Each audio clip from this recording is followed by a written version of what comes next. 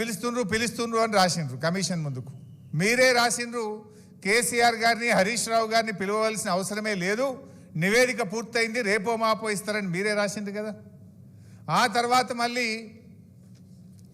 ఏం జరిగిందో ఏందో తెలియదు కానీ రేవంత్ రెడ్డి పోయి మరి ఏమైనా దండం పెట్టిండో ఏం చేసిండో కానీ రాత్రికి రాత్రే కమిషన్ గడువు పెంచిండ్రు. మళ్ళా రాత్రికి రాత్రే లీకులు. ఏమని? హరీష్ రావు గారిని కేసీఆర్ గారిని కమిషన్ పిలిచింది, మాకు నోటీస్ రాలే. గమ్మత్ ఏంటంటే మాకు నోటీస్ రాలే, మీడియాలో మాత్రం లీక్ వచ్చింది. ముందు రోజేమో పిలుస్తలేరు, రిపోర్ట్ ఇచ్చిండ్రు అన్నారు. తెల్లారేమో లే రిపోర్టు ఎక్స్టెన్షన్ ఆఫ్ టైం అయింది కమిషన్కు, నోటీస్ ఇచ్చిండ్రు అన్నారు. మాకు నోటీస్ రాలే కానీ మీడియాలో మాత్రం నోటీస్ వచ్చింది. అంటే ఇదంతా ఒక కుట్రతో జరుగుతున్నది అనేది చాలా స్పష్టంగా మనకు అర్థమవుతా ఉంది. అయితే నిన్న ప్రభుత్వం ఏమో ఒక 60 పేజీలతో రిపోర్ట్ రిలీజ్ చేసిండ్రు. ఆ రిపోర్ట్ చూస్తుంటే అవాస్తవాలు, అబద్ధాలు, రాజకీయ దురుద్దేశాలతో కూడినటువంటి ఒక 60 పేజీల రిపోర్ట్ను బయటపెట్టినారు.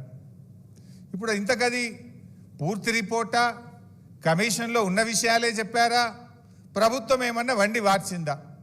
ఇప్పుడు పూర్తి రిపోర్ట్ బయటకు వస్తే డెఫినెట్గా బీఆర్ఎస్ పార్టీ ఇంకా గట్టిగా స్పందిస్తాం. అసెంబ్లీలో పెడతామంటున్నారు.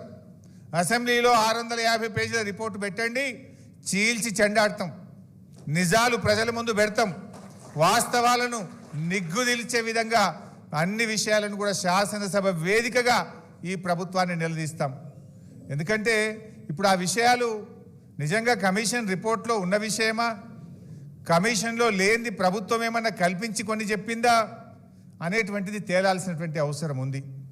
ఎట్లా ఉందంటే నచ్చిన పేరాలు లీకులు, నచ్చని నాయకులు బాధ్యులు అన్నట్టు ఉంది. ఇప్పుడు 650 పేజీల్లో నచ్చిన పేరాలనే లీకులు చేసిండ్రు, నచ్చని నాయకులను బాధ్యులు చేసినట్టుగా నిన్న ప్రభుత్వం రిలీజ్ చేసిన రిపోర్టు కనబడతా ఉంది.